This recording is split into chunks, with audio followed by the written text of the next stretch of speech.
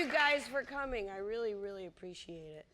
And Allie. Well, I got a hard out in 5 minutes. minutes. Promote your show. Okay. I know. Let's not talk about Nightcap at Pop November 16th at 8 o'clock. So, Pam, I want to get into, first of all, because I think it's important for people to know, your real story. You have 3 daughters. Yes, I do. A lot of people, like my husband, didn't know that. Really? Yeah. Well, he thought, you know, he watches a show with me, and I go, you know, she's a single mother with 3 daughters. I can't even believe George Stephanopoulos knows about me. That's, I can't wrap my brain around. You're his hall pass, honey. Too excited. Yeah. No, but, you know, if you don't, obviously people say you write what you know, but you really know this world. Yes. This is my world. I think the only thing that differs is that in my show, my mother is British and she lives across the street, and in real life, my mother's English and she lives next door. So. Wait, what's the difference between British and English? Ask my mother. Okay. I was going to ask you about that. Yeah. Does she have an accent? Yeah, she does. My mother's a war baby, and she was born, she's like a hope and glory, you know, war baby, and didn't taste an orange until she was 12, and that whole thing, lived on the ration, so now she keeps that whole things. thing, yes. Oh, yes. You know, so. And do you? I kind of, yes. I have a slight hoarding kind of Well, there's thing. a hoarding vibe on the set. Yeah. A little bit. Yeah. And what about the artwork on the set? You know, most of the artwork that's in my house on the show is mine, that I brought from my house and threw up on my walls. And I said to, like, the art department and the lead man, I was like, okay, Dennis, this is my stuff. Like, that's a David Cho. These are my grandmother's paintings.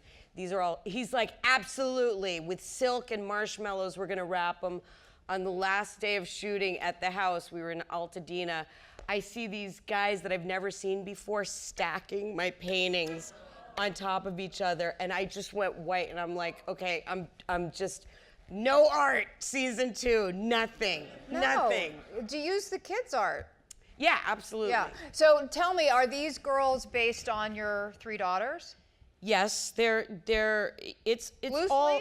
It's all based on my life, and you know, I have a depth of stories to tell there, but you know, it's kind of a catch-22 because everybody's going to take everything that happens to me, and then the oldest daughter, my middle daughter, my youngest daughter, as exactly what's happening to all of us.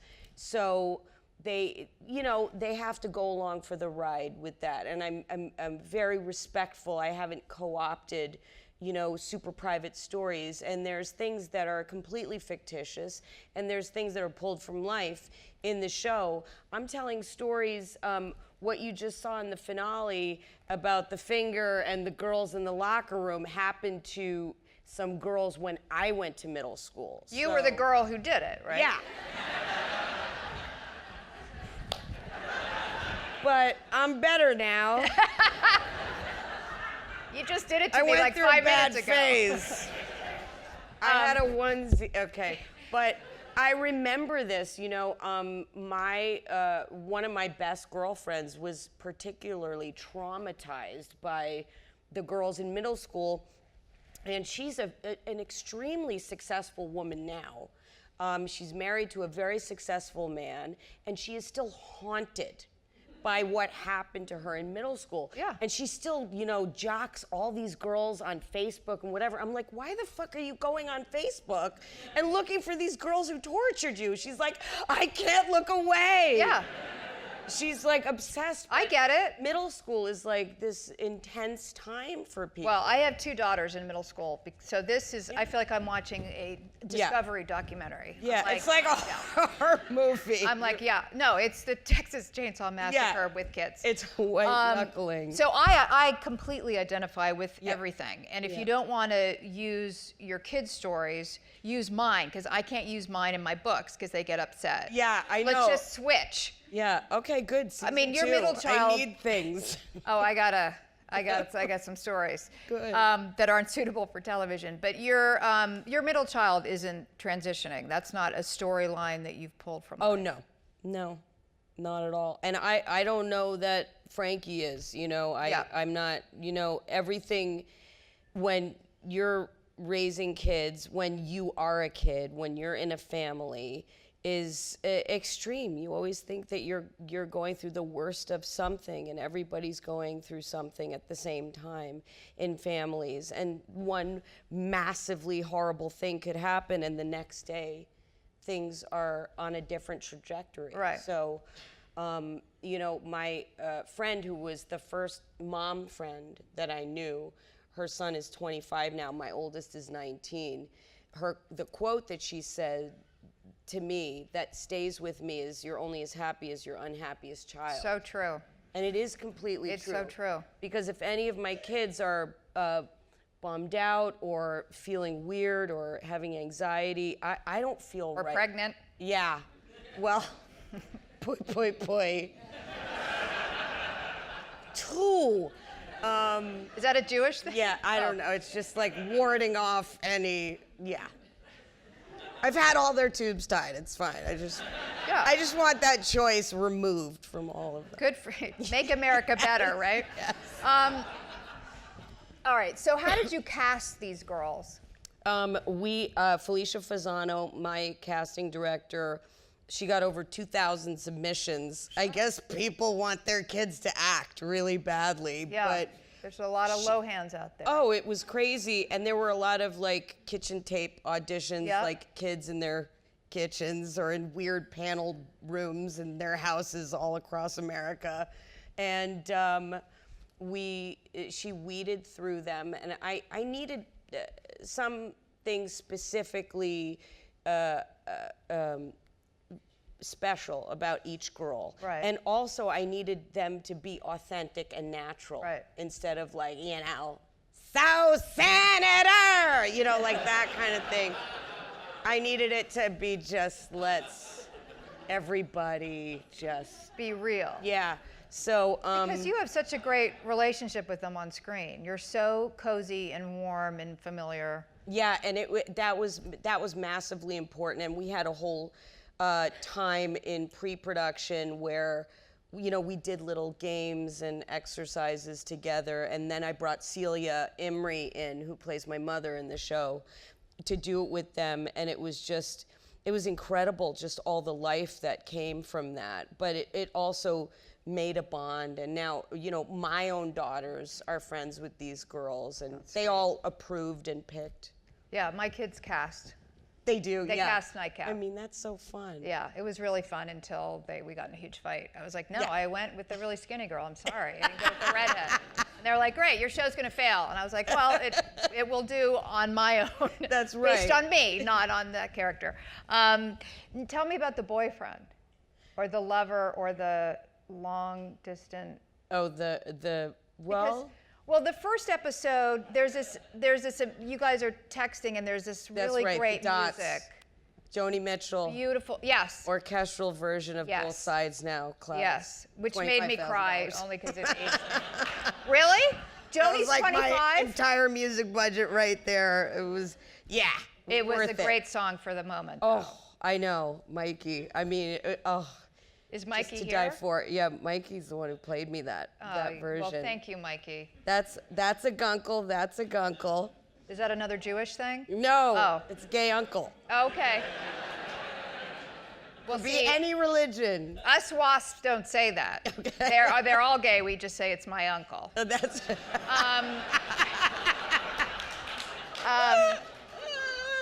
But tell me about that relationship because I find that fascinating. You're single. You're a single mother. I didn't want the show to be about like she's a single mom right, and who's she's she getting dating? laid every week. And, Yeah, you I know. It's a totally different thing. You know, you know, in Los Angeles in particular, once you've passed your sell-by date, Which is 12, by the way. Yeah, it's like Yeah. it's pretty much like 25, you know, and so the men my age, that's the age of women, you know. I mean, that's like my competition, but so I just basically take myself out of that and say, okay, well, basically that's it for me. It's over. You know, I can't like go on Tinder and be like, you might remember me from Californication.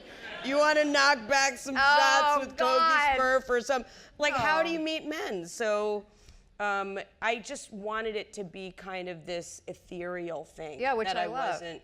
Yeah. So you're not having guest stars come in and play boyfriends. That's right. You know, who's the lover this week? Although it's a nice way to get laid. You Yeah. cast who you like. It's true. Yeah. I suddenly realized with my show, we're going into our second season. I know. I was like, wait a second. It's this like, is let's pretty get cheap. Clive Owen, John Yes. Hamm. Yes. Let's get them all in. Yeah. Daniel Craig, I think, comes in one week to your talk show, right? Oh, yes, he does. And we wrestle. Yes, exactly. Actually, I do make out with Sarah Jessica Parker, but that's a different That's thing. awesome. I loved every second of it. I would be down for that. And so we never meet him. We don't meet the guy.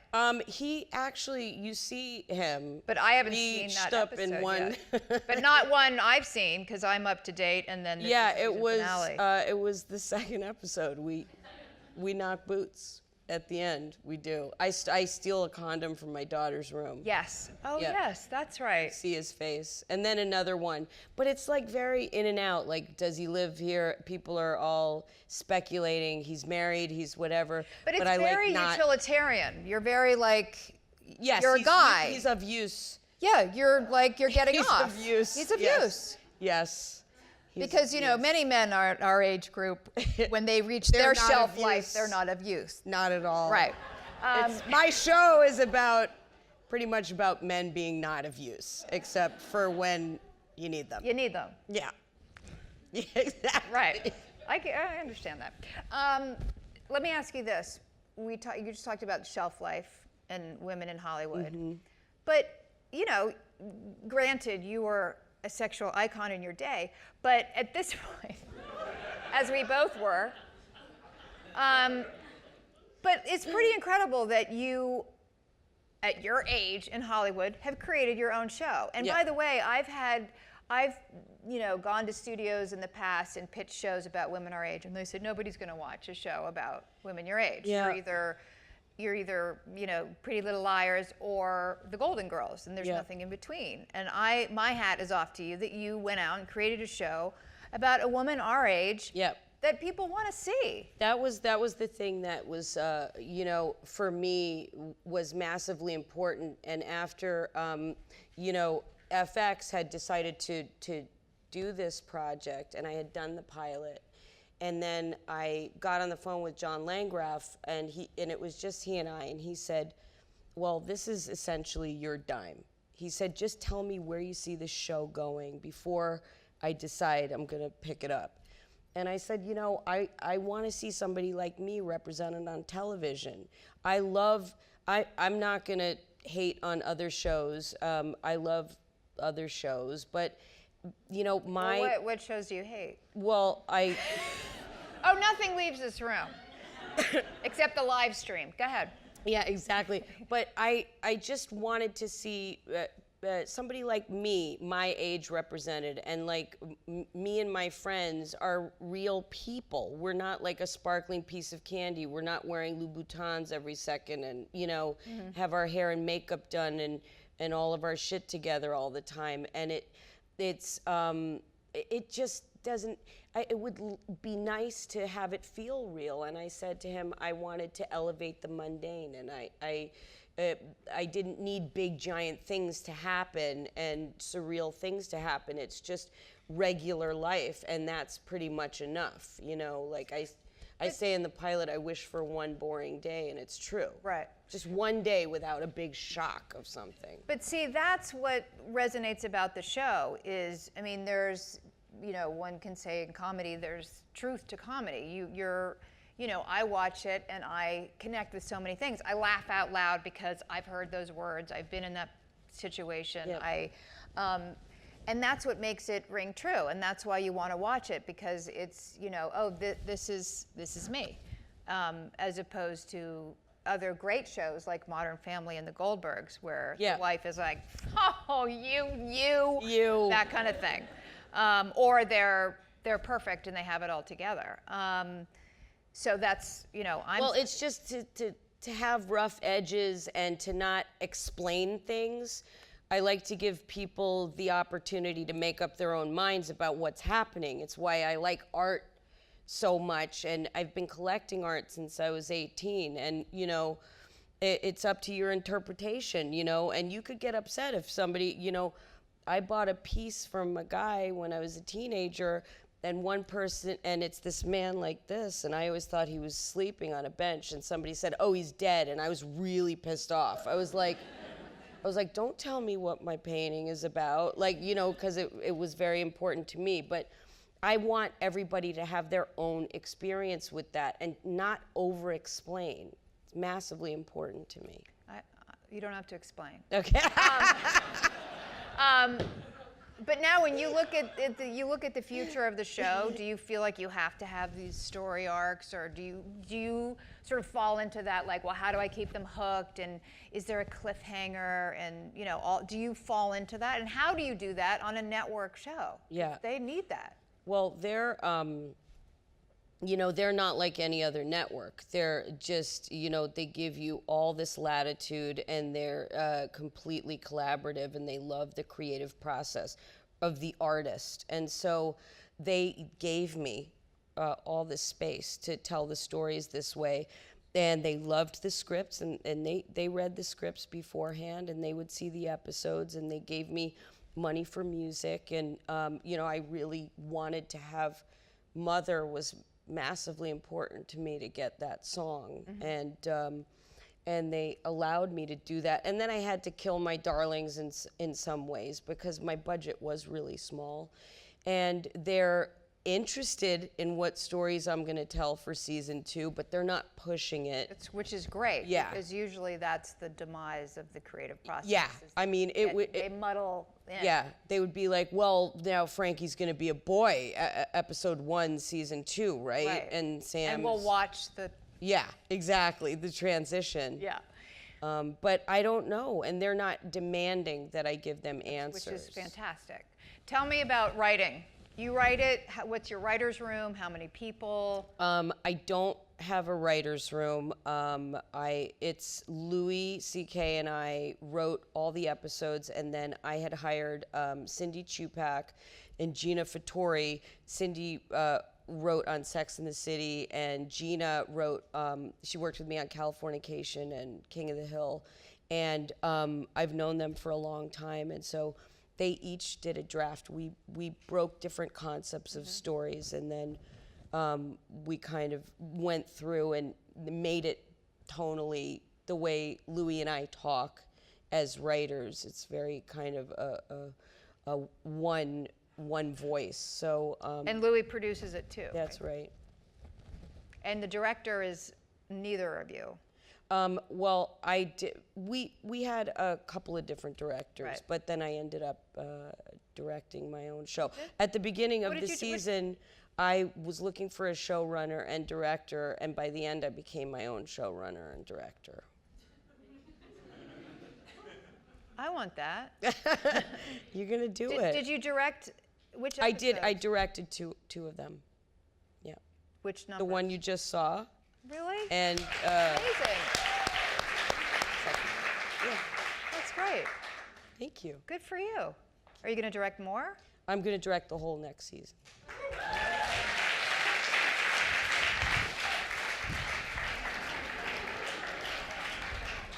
You're right here on the face. Yeah. Sorry. Pam, that's fantastic. That's really fantastic. you. I couldn't be Yeah, it's good. in any more awe of you, because it's incredibly difficult to do that. And I'm not going to throw in the as a woman card. It's really hard to create something and have financial backing. There's and really we'll like see it. no better training than being a single mom of 3 girls to take on a lot of activities. My favorite thing, one of my favorite things in the show is there's a scene where she calls her daughter and she says, "I hate you, Mom," which I'm now hearing all the time. Oh yeah. And Pam says, you know, come on, that's getting old. It doesn't mean anything. It to loses me. its sting the Yeah. more you say it. And then she says, Yeah, and I say you got to come up with something else, and she says, "Okay, you're short and you're getting old." And I say, "Good one." Yeah. Yeah. I recently, you can have It's it. fun. It's so weird, like how your kids get older and you're like, I have friends who just like struggled, IVF, adoption, surrogates, baby mamas taking their babies back, nightmares. They finally have kids and now they're teenagers and we're like, fuck this. What did we do this for? This is a nightmare. I'm giving her back to her awful. birth mother. They're not even cute. Yeah. They're mean. They They suck all the money out of your wallet. They take my fucking clothes. No, the first 8 kids I had were not cute, so I gave them away. It's horrible. No, I know. I recently, like a few months ago, Elliot, my eldest, did her first I Hate You. And you're supposed to pat yourself on the back. A therapist told me that. Oh, I didn't that know. when your kid says I hate you, you're doing your job. Good. Because she said it, and I was like, you go to your room, which makes me feel like I'm reading a dumb script, like, you go to your room right now. Drink in the face, mister. So she goes stomping in, and all I hear is, I hate you, Allie Wentworth. I hate you, Allie Wentworth. So I go stomping down the hallway, and I go, it's I hate you, Mom. Don't you sully the brand. That's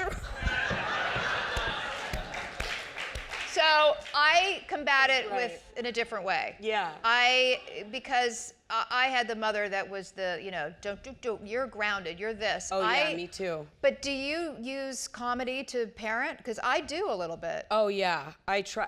But my kids are so over me. They're just so over me.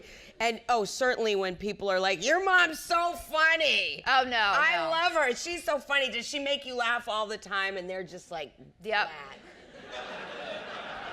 Do you get this? When I go to any school, anything, we walk up the steps and they go, don't speak, don't do anything, don't embarrass touch me. us. Don't look at me. Don't exist. How about putting dedicated to my daughters in my own handwriting at the end of my show?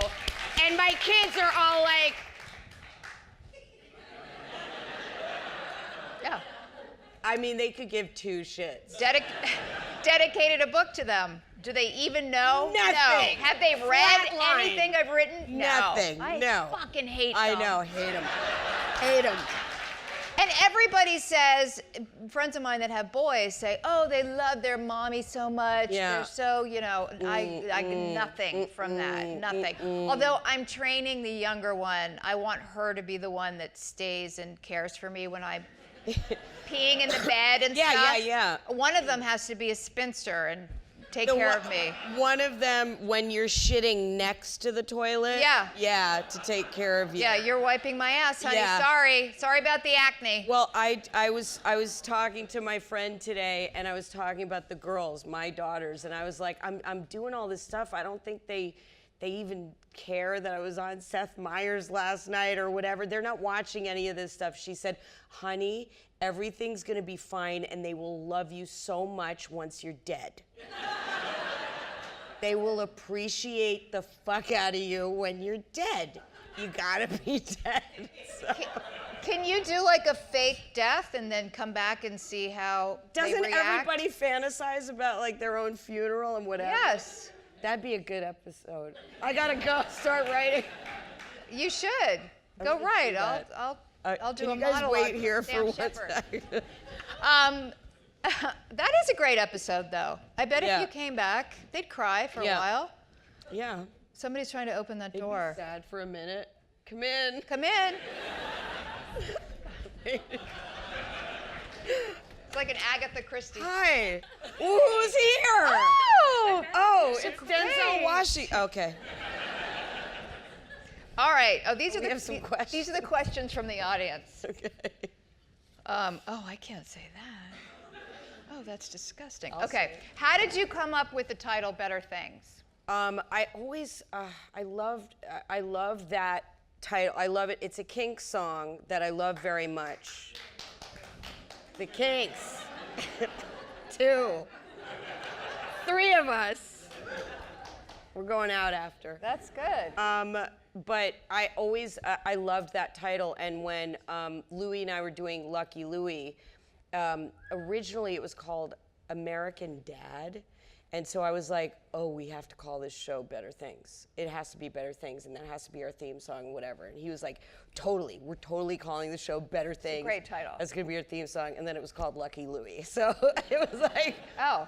So then we actually did another pilot for CBS, and we wanted to call that Better Things, and CBS just totally killed that pilot. And so it was just, it's like I always knew that I wanted to name my oldest daughter Gideon. Even before I knew she was a boy or a girl, like I loved the name Gideon. So I just kind of kept that in my head, and my friends were like, what names are you thinking of? And I would be like, teacher, lyric, music, justice. And they'd be like, you're naming a human being, not a dog, Pammy. And I would be like, okay, but I knew it was gonna be Gideon, so I always wanted to call something Better Things. And Full House was already taken. Yeah, it was. Yeah. And it feels positive. I like that, and it's a good toast. My friends and I toast Better to Better Things? Things. Yeah. That's great. Is there meaning to the girls' names Duke and Frankie? Max and Frankie and Phil and Sam are all family names. And Felicia, my casting director, who's my friend, she named it Duke. It's a great name, by the way. If I weren't postmenopausal and had another baby, Yes, I would consider. All right. Oh, this is like a letter. Hi, Pamela and Allie. What's your favorite aspect of the creative process? Producing, directing, writing, acting. What's the biggest challenge? Thanks, Laura. XO, Laura. The biggest challenge, I think, is acting and writing. Yeah. Producing is not fun, I find. I mean, producing and directing is way easier than acting and writing, I think. But producing, I find, on the set of Nightcap on Pop, November 16th at 8 o'clock. God damn it. I'm just saying, if you're looking. I'm right here. I'm sorry.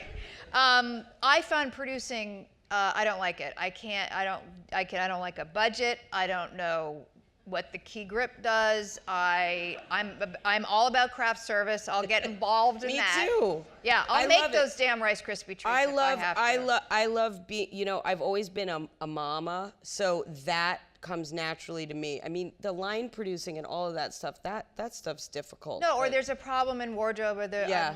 I'm not great at putting out fires, but I'm like you. If the boom guy has strep throat, I'm making soup at 2 in the morning. Yeah. Because I feel for him. Yeah, it's true. I just don't want him to come to work. I want him to get somebody else. I don't want the germs because I have a problem. Yeah, I saw that with the housekeeper. Yeah, I have an issue. What are you talking about? What's this? I know, it's just like a germ thing, but it's fine. It's fine. I'll with- lick all your faces. Even with three kids? 3 kids? Yeah. You're just a... No, it's fine. I've gotten over it. I've gotten way past it. I'm fine now. I'm fine. I used to bring like sheets to hotel rooms and like Clorox wipes. Oh no. And like alcohol swabs for the airplane and like all the. Do you have a lot of cats? No. Okay. Sorry. I'll tell you one thing. I don't have it anymore. I don't. It's fine. Look, I'm touching the bottom of my shoe. Now I have to wash my hands.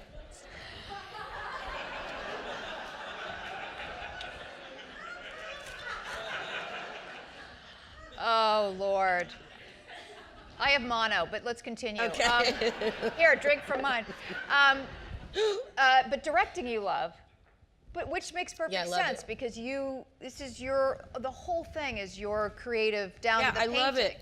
Everything, the paintings and the clothes for all the kids. I said they all have to be, all of the clothes are from Goodwill or Jewish Council thrift or out of the closet. Yeah. I was like, nothing new. And then Jewish Council Thrift keeps tweeting me. The Council of Jewish Women, we love your show, Pamela. And the deli around the corner from my house, we love you, Pamela. Come in for a sandwich. Yeah. That's right. You know, my people. All right. What do you think? All right, this is good because I wanted to ask this. What are you thinking next season? Any potential storylines? Anything percolating? Oh, yeah.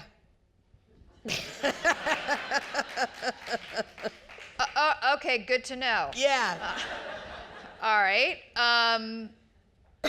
Everybody wants me to bring back Lenny Kravitz. They're all like, so bring back Lenny Kravitz. Bring back, you know, I mean, but what do you do? It's like Mel comes back into town. It's like, hey, remember my mom? That weird thing. Yeah, she no, I said. know.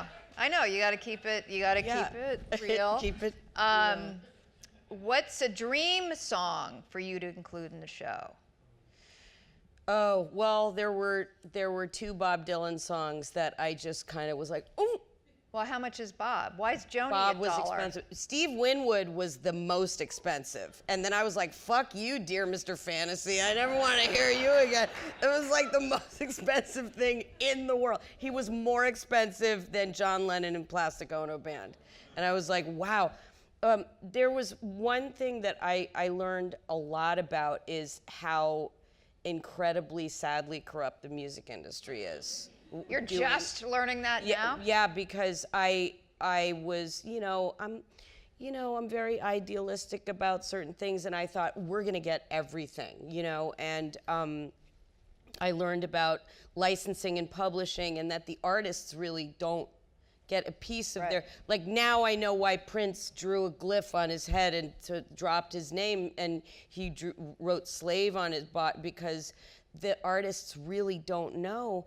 And my real life daughters and myself, we love music from the 40s, and we love old throwback country and original hip hop, and you just cannot touch these songs.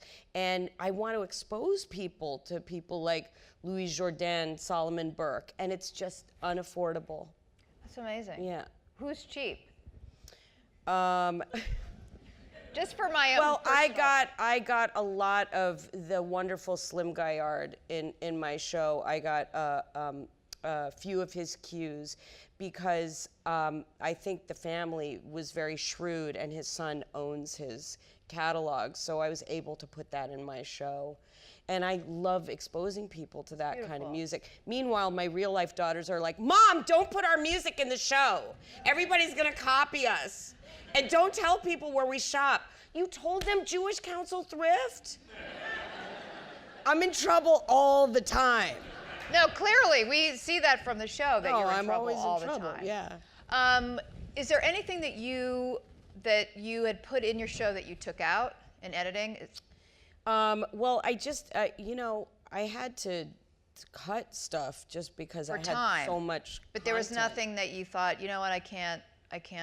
There were a couple of things that could have worked a little bit better. Yeah. But, I had enough material to. Do you reshoot? I didn't do any reshoots, and because I've been acting, pretty much my whole life, and I know what it's like to really pay with your marrow on a set when you start on a Friday and it turns into a Fratter-day, and you're like, it's just money going out the window, and it's just time, and I just knew that I knew how to do this, and from my whole life as an actor, and then learning, working with Louis so many years, and being nurtured as a producer and a writer, and then as a director, I just had a skill set that I was able to kind of make the days as painless as possible and as fruitful as possible. It's funny that you say that, because I'm still very green on my set, but we shot 10 episodes, and my feeling was, there's no reason for us to be here at 3 a.m.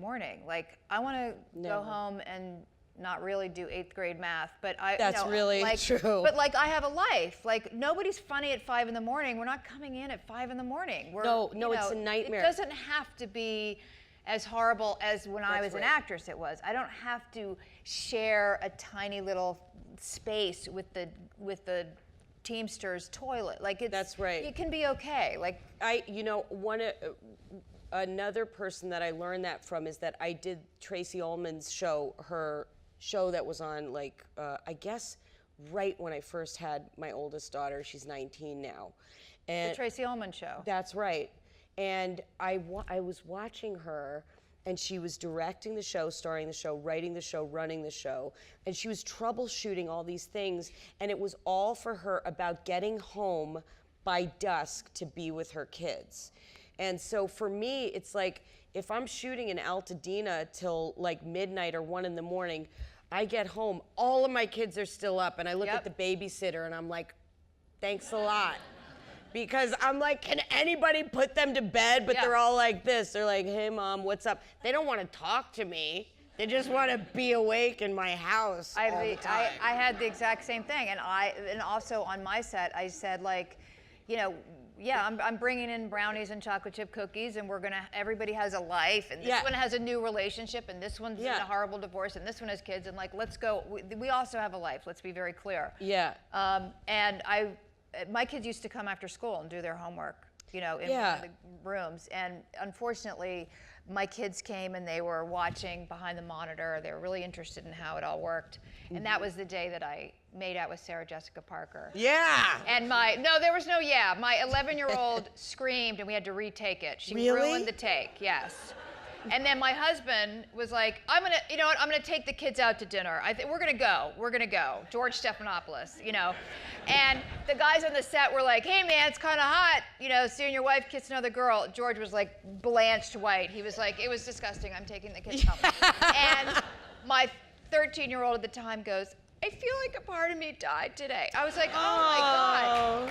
And my youngest one was like, I've really thought about it and I'm not lesbian. I go, look, you just saw 2 very old ladies kiss, and that should not at all sully your idea of how wonderful love between two. I mean, it was a shit show. I had to, everybody's in therapy, but you know, so I realized, you know, maybe not great having the family come to set too much. I mean, you know, I said that in the pilot when I'm doing like that kind of Californication-esque scene, and the director's like, when are you gonna bring those guys to the set? Like, I couldn't bring my kids to the set of I don't know. Let me find out what they're doing after school.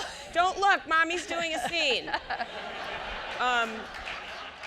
Go play in the thing. But yeah, I mean, this one, you know, you think about the content and then you invite the kids later. Someone's at the door again. Oh, come in. Hi. Anyway. Shut the fuck up, Allie. Yeah, let's wrap. All right, we're gonna wrap. I know, we're gonna wrap. Let's wrap. Can we wrap on one little jewel from you about anything next season? You know, I hope you guys don't mind. I'm not even going to talk about that because, I mean, it's percolating right now. But I guess I would just share that I so appreciate the response and the support and, you know, the way people are relating to the show. You know, it's not just moms and women. And, you know, I mean, I'm getting such incredible letters and reactions, and I just feel like I'm doing it for people. I feel like it's elevating and it feels good, and it's a little bit dark and it's a little bit dirty, which is where I'm comfortable. So I appreciate all the support.